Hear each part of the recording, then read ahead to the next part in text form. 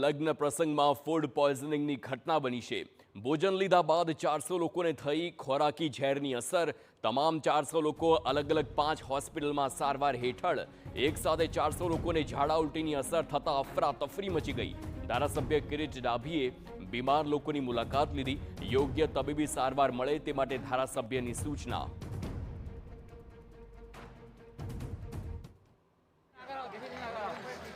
અને પોપટપરા વિસ્તારની અંદર આજે લગ્ન પ્રસંગ હોવાથી અમે ત્યાં જમવા ગયા હતા અને જમ્યા પછી દોઢ કલાક પછી મને પેટમાં દુખાવો થઈ ગયેલો અને ફ્રૂટ પોઈઝનની અસર જેવી લાગીને અત્યારે હું દવાખાનામાં છું।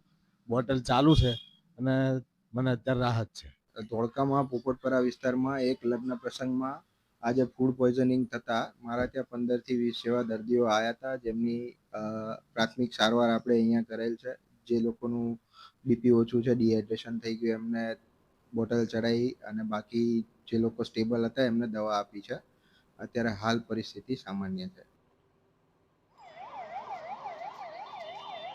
એક સાથે 400 લોકોને ખોરાકી ઝેરની અસર થતાં આરોગ્ય વિભાગમાં અફરાતફરી મચી ગઈ અને આસપાસના તમામ સ્ટેશનો પરથી 108 એમ્બ્યુલન્સને ધોળકા રવાના કરવામાં આવી।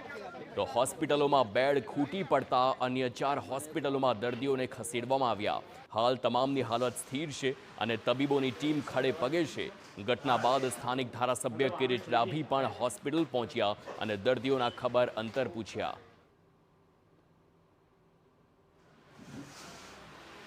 જમ્યા પછી 2-3 કલાક પછી બધાને ઝાડા ઉલટીની અસર થઈ ગઈ હતી અને જેવી ખબર પડી એટલે પછી આખા ધોળકાના, અમદાવાદના, પછી બાવળા, બગોદરા તમામ CHC PHCના સેન્ટરો અને બધી જ એમ્બ્યુલન્સો અત્યારે સ્ટેન્ડ ટુ છે। CDHO કાપડિયા સાહેબ પણ આવી ગયા છે, મહેતા પણ આવી ગયા છે, બધા ડૉક્ટરો, અમારા આજુબાજુના કાર્યકર્તાઓ અને આ જેટલા વિસ્તારમાં જમણવાર થયો હતો એ બધા જ સમાજના આગેવાનો પણ હાજર છે।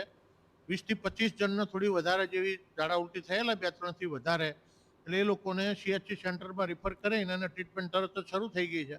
અત્યારે ટોટલી પરિસ્થિતિ કંટ્રોલ નીચે છે, કોઈને પણ વધારે જોખમ થાય એવી પરિસ્થિતિ રહી નથી।